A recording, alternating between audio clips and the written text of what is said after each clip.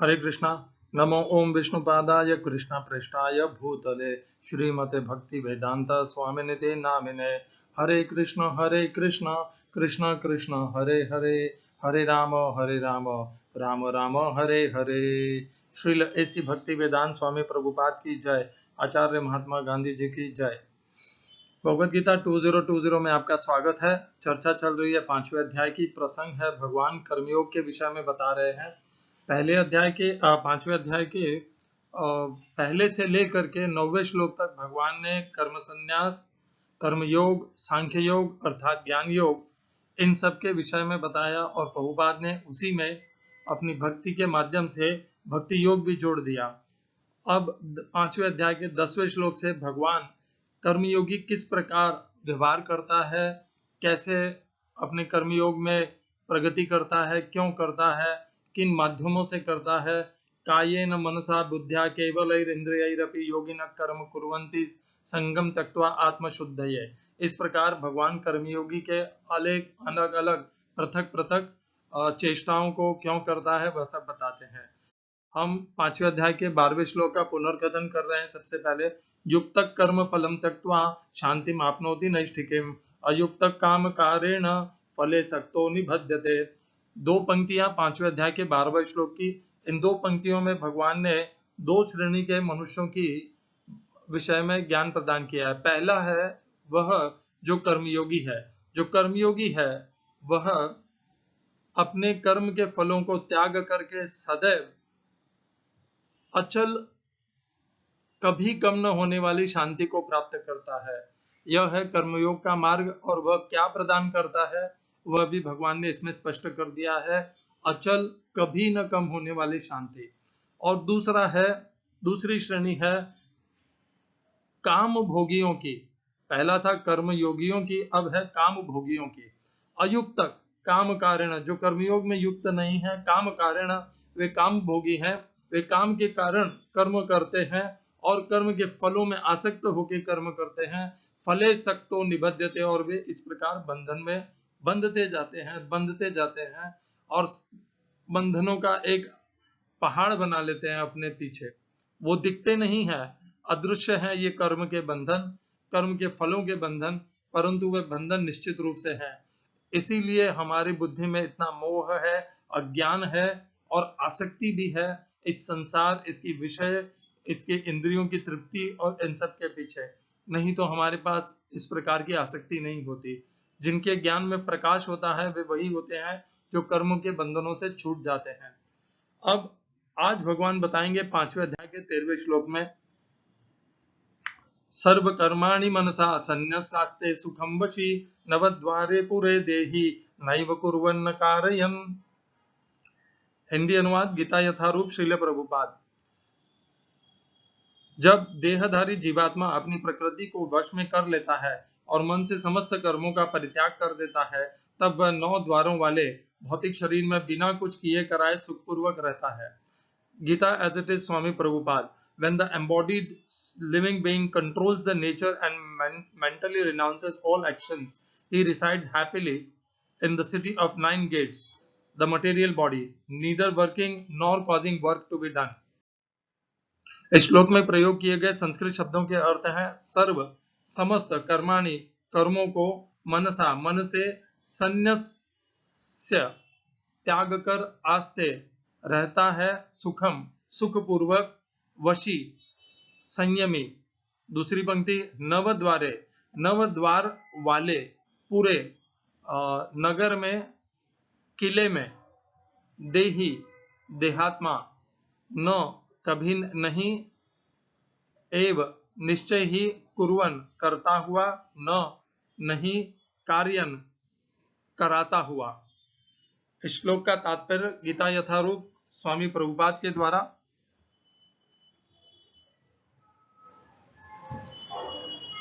देहधारी जीवात्मा 9 द्वारों वाले नगर में वास करता है। शरीर अथवा नगर रूपी शरीर के कार्य प्राकृतिक गुणों द्वारा स्वतः संपन्न होते हैं।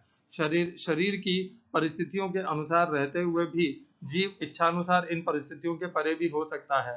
अपनी परा प्रकृति को विस्मृत करने के ही कारण वह अपने को शरीर समझ बैठता है और इसीलिए कष्ट पाता है। कृष्ण भावनामृत के द्वारा वह अपनी वास्तविक स्थिति को पुनः प्राप्त कर सकता है और इस देह बंधन से मुक्त हो सकता है। अतः जो ही कोई कृष्ण भावनामृत को प्राप्त होता है, तुरंत ही वह शारीरिक कार्यों से सर्वथा विलग हो जाता है। ऐसे संयमित जीवन में जिसमें उसकी कार्य प्रणाली में परिवर्तन आ जाता है, वह 9 द्वारों वाले नगर में सुखपूर्वक निवास करता है। ये 9 द्वार इस प्रकार हैं। जीव के शरीर के भीतर वास करने वाले भगवान ब्रह्मांड के समस्त जीवों के नियंता है। यह शरीर 9 द्वारे, 2 आंखें, 2 नथुने, 2 कान, 1 मुंह, गुदा और उपस्थ ये से युक्त है।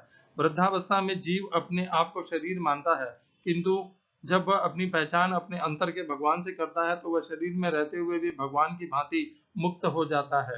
अतः कृष्ण भावना भावित व्यक्ति शरीर के बाह्य तथा आंतरिक दोनों कर्मों से मुक्त रहता है। ओम अज्ञानतिमिरन्धस्य ज्ञानाञ्जनशलाकया चक्षुरुन्मीलितं येन तस्मै श्री गुरुवे नमः। एकं शास्त्रं देवकी पुत्र गीतम्, एक ही शास्त्र श्रीमद् भगवत गीता। एको देवो देवकी पुत्र एव, एक ही भगवान श्री कृष्ण। एको मंत्रस्तस्य नामानि यानि, एक ही मंत्र भगवान श्री कृष्ण के नाम का महामंत्र।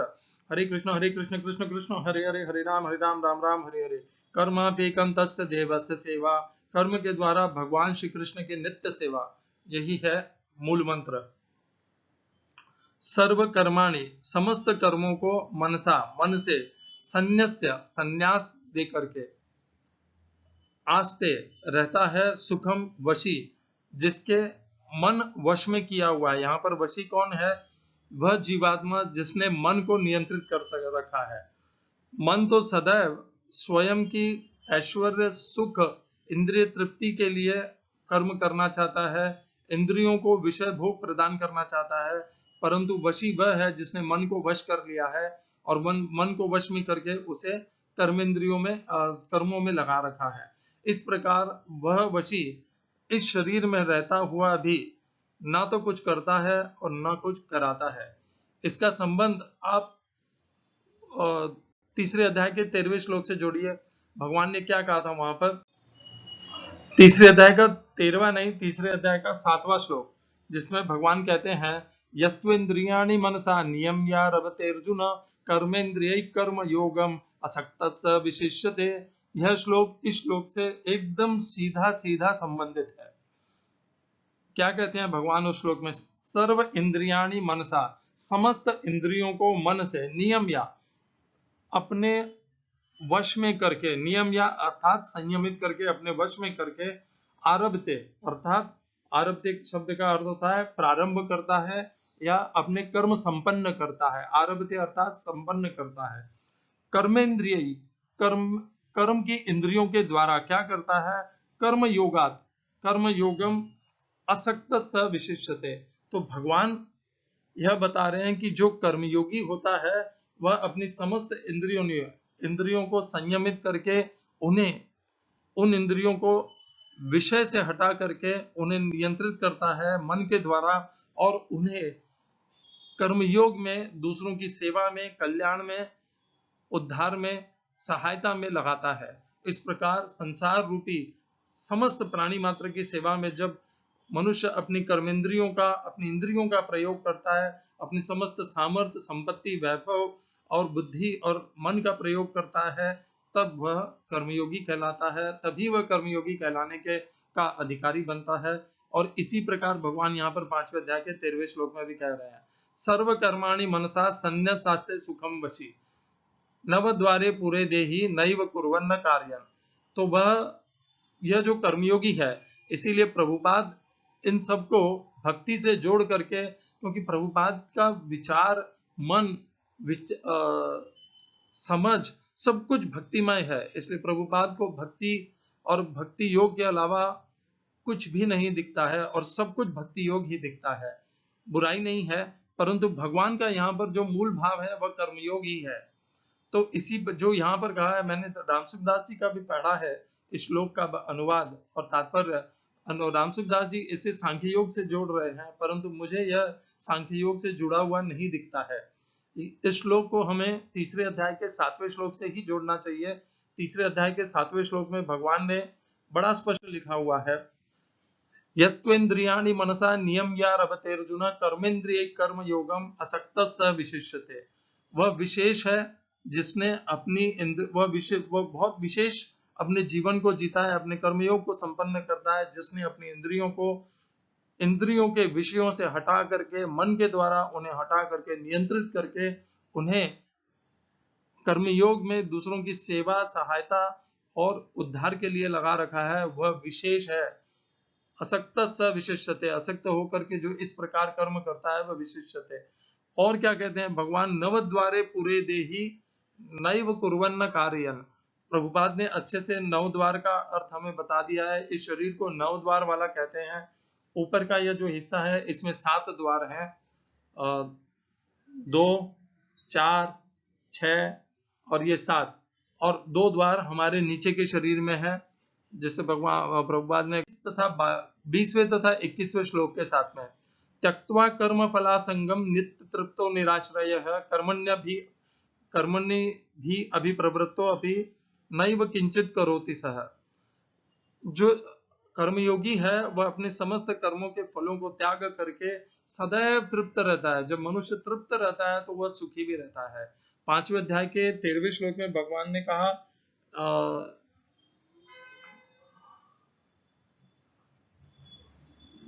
नवद्वारे पुरे देही नैव कुर्वन्न कार्यम्। भगवान ने कहा सर्व कर्माणि मनसा संन्यस्तासे सुखम वशी नवद्वारे सुखम वशी। तो सुख कब प्राप्त होता है हमें, जब हम तृप्त रहते हैं। जब तक हमारे अंदर कुछ पाने की इच्छा रहेगी, उसको प्राप्त करने के लिए संघर्ष रहेगा, तब तक सुख कैसे हो सकता है। सुख तो तभी प्राप्त हो सकता है जब हम किसी इच्छा से और चेष्टा से मुक्त हो सके, अपने स्वरूप में शांत स्थिर रह सके।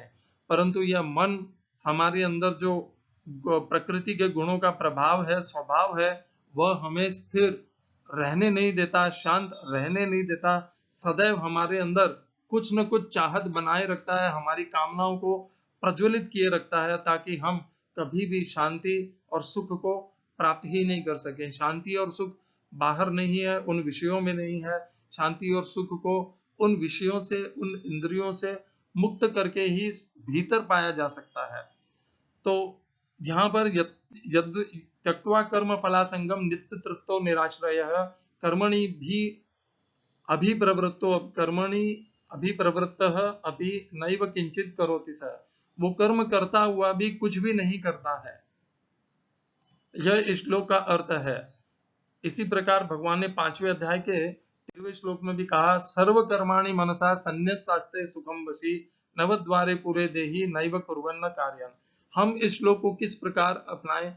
हमारे शरीर में भी वही 9 द्वार हैं, और हम परंतु इतना करते हैं कि हम इन 9 द्वारों को सदैव प्रयोग करते हैं अपने इंद्रिय तृप्ति तथा विषयों के लिए। आप पूछेंगे 9 द्वार नहीं, कम से कम चलो 8 द्वार तो उसी के लिए करते हैं। वैसे तो कहा जा सकता है कि जो 9वां द्वार है वह भी हमारे सुख के लिए ही होता है, इंद्रिय तृप्ति के लिए ही होता है, क्योंकि हम जो बाकी के इस मुख के द्वार से खाते हैं वही हमारे गुदा में से जब बाहर निकलता है तभी हमें उस सुख का एहसास होता है। यदि गुदा से बाहर निकलना बंद हो जाए तो हम खाएंगे कहाँ से, क्या खाएंगे, खाने की क्षमता ही नहीं रहेगी। तो खाने की क्षमता हमारे भीतर तभी आती है जब गुदा नामक द्वार से हम बाहर उसे त्याग पाते हैं। तो 9 द्वार के ये सारे द्वार हमें इंद्रियों के द्वारा विषयों को भोगने के लिए हमें सहायक बनते हैं। परंतु जो कर्मयोगी होता है वह इन इंद्रियों को वहां पर नहीं लगाता विषयों को भोगने में, वह उन्हें वहां से हटा करके कर्मयोग में लगा देता है। यही हमारे में और कर्मयोग में अंतर है, जिसका भगवान ने पिछले श्लोक में वर्णन किया था। युक्त कर्म फलम त्यक्त्वा शांति मापनोति नैष्टिकीम अयुक्त काम कारेण फले सक्तो निबध्यते। तो जो युक्त है अर्थात जो कर्मयोगी है वो किस प्रकार रहता है, यहाँ पर भगवान ने इस 13वें श्लोक में पहले वाले श्लोक से और आगे एक सीढ़ी बढ़ करके हमें इसका ज्ञान प्रदान किया है कि 9 द्वार के इस किले में रहने के पश्चात भी वह देही सदैव सुख रहता है, क्योंकि उसको इन 9 द्वारों के माध्यम से कोई विषय प्राप्त करने की इच्छा नहीं रहती। वह तो इस नव द्वार के इस शरीर तथा इसके इंद्रियों को मन से नियंत्रित करके दूसरों की सेवा में, सहायता में और उद्धार और कल्याण में लगाए रखता है इन्हें, ताकि इन इंद्रियों को विषय के भोग के प्रति ना तो रुचि रह जाए और ना कोई क्षमता रह जाए और ना कोई समय की प्राप्ति रहे कि मैं इन इंद्रियों के द्वारा विषयों का भोग करूंगा। यही माध्यम है अपने आप को इन विषयों के प्रभाव, बलशाली प्रभाव से बचाने का। सदैव अपने आप को कुछ न कुछ कर्म में लगा के रखिए। जैसे ही आप इंद्रियों को आलस्य देंगे, प्रमाद देंगे, तो ये इंद्रियां आपके मन को हर लेंगी। तदस्य हरति प्रज्ञाम वायुर्नाव एवाम्बसे। इस प्रकार इंद्रियाणाम ही चरताम यन्मनो नो विधीयते तदस्य हरति प्रज्ञाम वायुर्नाव एवाम्बसे। वो इस प्रकार हर लेंगे जैसे वायु जल पर तैरती हुए नाव को हर कर दूर ले जाती है। ये इंद्रियां इतनी बलशाली है। इसी को तीसरे अध्याय के 35वें 36वें श्लोक में भगवान अर्जुन ने पूछा है, अत केन प्रयुक्तो यम पापम चरित पुरुष। नहीं, इसके पहले वाले श्लोक में अर्जुन को भगवान उपदेश दे, इंद्रियस्यार्थे राग द्वेषौ व्यवस्थितौ तयोर्न वशमागच्छेत् तौ यस्य परिपन्थिनौ। ये हमारे मार्ग के सबसे बड़ी शत्रु है। कौन से शत्रु हैं? इंद्रियों का, इंद्रियों के विषयों के प्रति जो राग और द्वेष है, यही हमारे जीवन का, हमारे उद्देश्य का, हमें मोहित करने का कारण है। यही हमारे सबसे बड़ी शत्रु है। और बहुत कम वो मनुष्य होते हैं जो इन शत्रुओं के ऊपर विजय प्राप्त कर पाते हैं। ज्यादातर मनुष्य को तो यह ज्ञान भी नहीं होता कि हमारी शत्रु कौन है। वे समझते हैं कि हमारे शत्रु बाहर हैं, परंतु शत्रु तो हमारे भीतर ही है। हमारी इंद्रियां हैं और ये विषय के प्रति इनका जो आकर्षण है, राग द्वेष है, यही हमारा सबसे बड़ा शत्रु है। और इस शत्रु के ऊपर विजय पाना यही हमारे जीवन का उद्देश्य है। और यदि हम ये नहीं कर पाए और इन इंद्रियों की केवल तृप्ति करने में हमने जीवन व्यर्थ कर दिया, तो पूरा जीवन ही व्यर्थ हो जाएगा। हरे कृष्णा। श्रील ऐसी भक्ति वेदांत स्वामी प्रभुपाद की जय। आचार्य महात्मा गांधी जी की जय।